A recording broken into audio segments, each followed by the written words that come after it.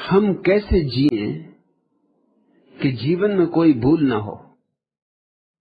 जीवन में भूल ना हो, अगर ऐसे जीना चाहोगे तो जी ही ना सकोगे, मरोगे सिर्फ।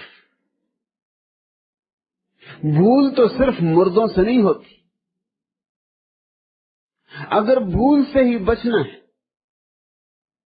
तो जल्दी से अपनी कब्र में समा जाओ, खुद ही खोद लो कब्र। और यही अधिक लोगों ने किया है। अधिक लोग जीते कहां? क्योंकि अधिक लोग भूलों से डरे हुए, इतने डरे हुए हैं कि जिए तो जिए कैसे, कहीं भूल ना हो जाए। भूल में कुछ बुराई नहीं। हां, एक ही भूल दोबारा नहीं होनी चाहिए। भूल से ही तो आदमी सीखता है, संवरता है। भूल ही तो धार रखती है। भूल ही तो तेजस्विता देती। भूल तो चुनौती है। नई नई भूलें करो, रोज रोज भूलें करो। हां, वही वही भूलें मत करना। वही वही भूल जो करे वह जड़ बुद्धि, वह सीख नहीं रहा। एक बार तो क्षम्य है, क्योंकि बिना भूल किए तुम जानोगे ही कैसे कि वह भूल है। और बिना भटके कोई पहुंचा है, और बिना भटके जो पहुंच जाएगा उसमें रीढ़ नहीं होगी, उसमें प्राण नहीं होंगे, उसमें आत्मा नहीं होगी। मैंने सुना है, बड़ी पुरानी कहानी है मिस्र की, कि एक किसान ने बहुत परेशान होकर एक दिन ईश्वर से कहा। पुरानी कहानियों में ईश्वर इतना दूर नहीं था जितना अब। सुन लेता था, ऐसे ही घर के छप्पर के पास ही रहता होगा। जोर से चिल्ला के कहा कि हद हो गई, ऐसा लगता है कि तुझे किसानी करनी आती ही नहीं। अगर एक साल मौका मुझे दे तो मैं तुझे दिखलाऊं कि किसानी कैसे की जाती। सब उल्टा सीधा चल रहा है। जब पानी की जरूरत है पानी नहीं गिरता, बढ़ते पौधे सूख जाते। जब पानी की जरूरत नहीं तब पानी गिरता है, बड़े बड़ा पौधे बाढ़ में बह जाते। और फिर कितने कीड़े, कितने मकोड़े, और कितनी टिड्डी दल, और कितना कुहासा। तुझे कुछ होश है? तुझे खेती बाड़ी का कुछ पता है? ईश्वर ने कहा तो ठीक, इस साल तू संभाल, इस साल तू जैसा चाहेगा वैसा ही होगा। किसान ने सारी योजना बनाई। जीवन भर का अनुभवी किसान था। पाले देखे थे, ओले देखे थे, तूफान देखे थे, आंधियां देखी थी, अंधड़ देखे थे, बाढ़ देखी थी, सूखा देखा था, सब देख चुका था। उसने बड़ी व्यवस्थित। मगर तुम्हें ये बात सिखाई गई सदियों सदियों से। हर समाज, हर संस्कृति में यही आग्रह, भूल मत करना। और इसलिए कारण लोग मुर्दा हो गए। भूल मत करना, जरा रास्ते से हट के मत चलना, लीक पे चलो। जरा भी लकीर से यहां वहां मत होना। तो लोग चल रहे हैं लकीर के फकीर, उनमें कोई आत्मा नहीं है, उनकी बालों में कोई गेहूं नहीं पकते, उनके भीतर कोई प्राण सघन नहीं होते। उनके भीतर एक तरह की नपुंसकता रह जाती। उनके भीतर बल नहीं पैदा हो पाता, पौरुष नहीं जगता। सुरक्षित, सब भांति सुरक्षित, कैसे पौरुष जगे? उनके भीतर प्रतिभा में भी जंग लगी रहती। उनकी प्रतिमा में भी निखार नहीं आता। उनका दिया भी जलता है तो धुआं धुआं, रोशनी कम। भूल ही नहीं की जीवन में। तुम्हें मुझसे शिकायत है कि मैं बदल गया हूं, और मुझे भी तुमसे शिकायत है कि तुम क्यों नहीं बदले। तुम्हें शिकायत है कि मुझे बदलने पर अफसोस नहीं है, और मुझे शिकायत है कि तुम्हें न बदलने पर पश्चाताप नहीं। तुम्हारा कहना है कि बदलने से मेरा ह्रास हुआ है, और मेरा कहना है कि ह्रास भी हुआ है तो मेरा विकास हुआ है। लेकिन तुम जड़ हो, इसका मुझे विश्वास हुआ है। चैतन्य कैसे पैदा होता है? ऐसे ही पैदा नहीं हो जाता। चुनौतियां चाहिए, नहीं तो तुम जड़ रह जाओ। इस बात को तुम खूब गांठ बांध के रख लो, भूलों से बचना मत। अपने को संभाल संभाल के मत चलते रहना, राजपथों पर ही मत चलते रहना। कभी कभी पगडंडियों पर भी जाओ, बीहड़ वनों में भी उतरो। जहां खो जाने का डर हो वहां भी तलाशो, जहां से लौटने की संभावना ना हो वहां भी पंख मारो। अगर जल भी गए तो भी तुम्हारे भीतर आत्मा पैदा होगी।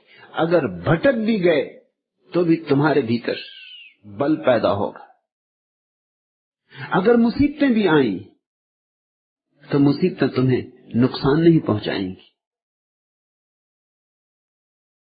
थॉमस अल्वा एडिसन बिजली की खोज में लगा हुआ था। 3 साल बीत गए थे प्रयोग करते करते। उसके सारे सहयोगी थक चुके थे, लेकिन वो रोज सुबह आता बूढ़ा और उसी उमंग उसी उत्साह से फिर काम में लग जाता। 3 साल में कम से कम 700 प्रयोग असफल हो गए थे। उसके सहयोगियों का तो ख्याल था कि बिजली पैदा हो नहीं सकती, और एडिशन जिद में पड़ा है। 700 बार असफल हो गए, अब और कितने बार असफल होना। 700 बार भूल हो चुकी, जाहिर है अब बच जाना चाहिए। अब जिंदगी इसी में खराब करने की कोई जरूरत नहीं। एक दिन वे सब इकट्ठे हुए और उन्होंने एडिशन को कहा कि अब बहुत हो गया, 3 साल खराब हो गए, 700 बार हमारे प्रयोग असफल हो गए, अब कब तक हम यही करते रहेंगे। और आपको हम देखते हैं तो हमारी छाती और बैठ जाती। आप रोज सुबह उसी उमंग उसी उत्साह से चले आते, न उदासी, न हताशा, न निराशा। आपको पता है कि 700 बार प्रयोग असफल हो चुका है। एडिशन ने कहा मुझे पता है, इसलिए तो मेरी उमंग रोज रोज बढ़ती जाती कि अगर समझ लो 1000 गलतियां हो सकती तो 700 तो हम कर चुके, अब 300 ही बची।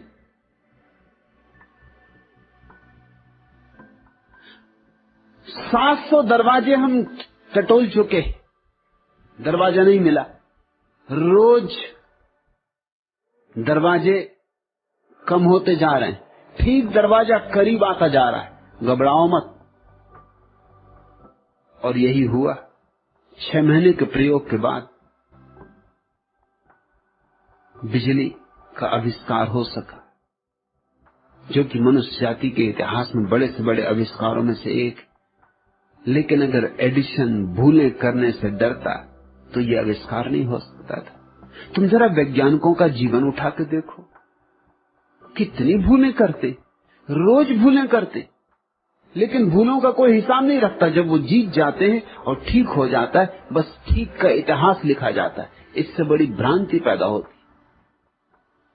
महावीर ने 12 वर्ष ध्यान किया। बस तुम्हारे पुराणों में उल्लेख है सफलता का। 12 वर्ष क्या कर रहे थे? 12वें वर्ष सफल हुए, लेकिन 12 वर्ष तो जरूर हजारों भूलें की होंगी। उनका कोई उल्लेख नहीं करता। जब जीत हो जाती है तो लोग फिक्र ही छोड़ देते हैं इस बात की कि कितनी बार हार हुई जीत होने के पहले। हर जीत के पीछे कितनी हारें छिपी, और हर ठीक अनुभव के पीछे कितने भटकाव छिपे। बुद्ध 6 वर्ष तक चेष्टा करते रहे और हारते रहे, हारते रहे, हारते रहे, तब एक दिन जीते। बस हम तो जीत को गिन लेते और उन हारों को छोड़ देते और उन भूलों को छोड़ देते। इससे हमारे सामने एक बहुत ही गलत धारणा निर्मित होती। एक दिन खड़ा हो जाता 2 पैरों के बल पर। चमत्कार है 2 पैरों के बल पर खड़ा होना, क्योंकि सारे पशु 4 हाथ पैरों पर चल रहे हैं। और वैज्ञानिक कहते हैं आदमी भी बंदर था से निकल जाओगे भटक कर, उतने ही पास आने का मजा होगा। जितनी कंठ में प्यास होगी उतनी ही तो तृप्ति होगी ना। तमाम उम्र गुजारी है अंधेरों के तले, आपके दर पे ही जाना कि सवेरा क्या है। मौज तूफान की साहिल से मुलाकात न थी, आपसे मिलके ही जाना कि किनारा क्या है। सुलगती बालू में छाया है बस बबूलों की, आपकी छाए मिले फिर से सहारा क्या है। हंसे तो ऐसे खिजाओं का हाथ थाम लिया, हमने जाना कि फिजाओं का नजारा क्या है। पतझड़ों में वसंत छिपे हैं, जरा पतझड़ों में तलाशो, और भूलों में भटकाओं में सत्यों के मंदिर छिपे हैं, जरा भूलों में भटकाओं में खोदो, गहरे खोदो। जो व्यक्ति भूल करने से बचना चाहता है उसका साहस समाप्त हो जाता है, वह कायर हो जाता है। और कायरों के लिए इस जगत में कुछ भी नहीं।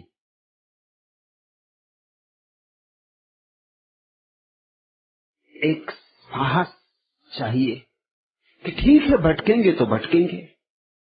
जीसस की प्रसिद्ध कहानी, एक बाप के 2 बेटे। छोटा बेटा जुआरी, शराबी, वैश्यगामी। बड़ा बेटा मंदिर जाए, पूजा करे, पाठ करे, दुकान में मन लगाए, खेतीबाड़ी में डूबे।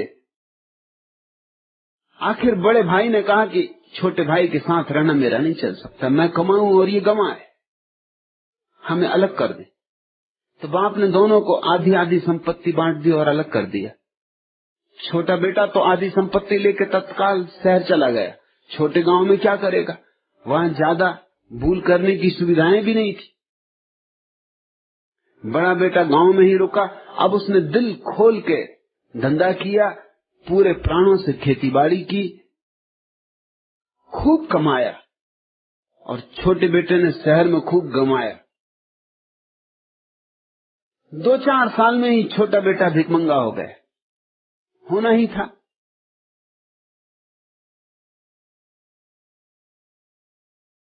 बाप को खबर लगी कि छोटा लड़का भीख मांग रहा है, सब बर्बाद हो गया। उसने खबर भेजी कि तू वापस लौटा। इतने नौकर हैं घर में, तू अगर एक बिना कुछ किए भी पड़ा रहेगा तो भी चलेगा, तू वापस लौटा। बाप का संदेश मिला तो बेटा वापस लौटा। और जब बेटा वापस लौटा तो जीसस ये कहानी बार बार कहते कि बाप ने घर में दिए जलवाए, दीपावली मनवाई, बंधनवार सजवाए, फूल लटकवाए। जिस रास्ते से बेटे को लाना था उस रास्ते पर स्वागत का इंतजाम किया, द्वार बनाए, श्रेष्ठतम भोजन तैयार करवाया। वर्षों के बाद बेटा वापस लौटता था। बड़ा बेटा खेत पर काम कर रहा था, भरी दोपहरी धूप में। किसी ने उसको खबर दी कि अन्याय की भी एक सीमा होती। तू तो बाप की सेवा करते करते मरा जा रहा है। अभी भी दोपहरी में छाया में नहीं बैठा है, खून पसीना कर रहा है, और तेरे स्वागत में कभी बंधनवार न बंधे, कभी दीपावली न मनाई गई, कभी सुगंधें न छिड़की गई, कभी बैंड बाजे न बजे, और तुझे पता है तेरा छोटा भाई बर्बाद होके भिकमंगा होके लौट रहा है। उनको अगर तुम देखोगे तुम उन्हें गोबर गणेश पाओगे। बिठा दो एक कोने में सजा के तो अच्छे लगते, और किसी काम का न पाओगे। भीतर बिल्कुल पोच, गेहूं है ही नहीं। और जिन लोगों ने जीवन में बहुत भूलें की, बहुत भटके, बहुत ठोकरें खाई, दर दर दरवाजे दरवाजे, उनमें तुम एक तरह का बल पाओगे, एक तरह की गरिमा पाओगे, एक तरह का गौरव पाओगे। उनमें तुम पाओगे कुछ जिसको आत्मा कहा जा सकता है। इसलिए मैं नहीं कहता हरिदास कि भूले ना करो, मैं तो कहता हूं भूले करो, होश पूर्वक करो। मेरी शिक्षा बिल्कुल भिन्न है। भूले करो, जरूर करो, होश पूर्वक करो। हर भूल से सीखो और हर भूल को निचोड़ लो और उसको अपना अनुभव बना लो। तमाम उम्र गुजारी है अंधेरों के तले, आपके दर पे ही जाना कि सवेरा क्या है। तब आएगा वह दरवाजा। घर के कोने में छिप के बैठ जाने से क्षमता अर्जित नहीं होती, और वही तुम्हें सिखाया गया, खासकर इस देश में तो यही सिखाया गया सदियों से कि कुछ भूल भर न करना। परिणाम ये हुआ कि पूरा देश गोबर गणेश हो गया है। एक कोने से लेकर दूसरे कोने तक मुर्दों की कतारें हैं, जिनमें जीवन नाम मात्र को भी नहीं तो ये कहीं हो सकता था कि हजारों साल तक ये देश गुलाम रहे। छोटी छोटी कौमें आई, जरा जरा से लोग, जिनकी कोई ताकत न थी, क्षमता न थी, वे भी जीत गए। हूण आए, बर्बर आए, तातार आए, मुगल आए, अंग्रेज आए, पुर्तगीज आए, फ्रेंच आए, जो भी आया, इस विराट देश को क्षण भर में मुट्ठी में कर लिया। क्या कारण रहा होगा? और ये देश बातें करता है आत्मा की, परमात्मा की, और ये देश बातें करता अमृत जीवन की, शाश्वत जीवन की, लेकिन असलियत कुछ और है। देश बहुत कायर हो गया है, और कायर हो जाने के पीछे कारण क्या है? कारण है ये मौलिक शिक्षा, भूल न करना, संभल संभल के चलना, गिरना मत। अगर गिरने का डर हो तो चलना ही मत, बैठे ही रहना। बैठे रहना बेहतर है गिरने की बजाय, न चलना बेहतर है, मगर भटकना मत। लेकिन पहुंचना हो अगर कहीं तो भटकने की जोखिम उठानी ही पड़ेगी। जोखिम जीवन है।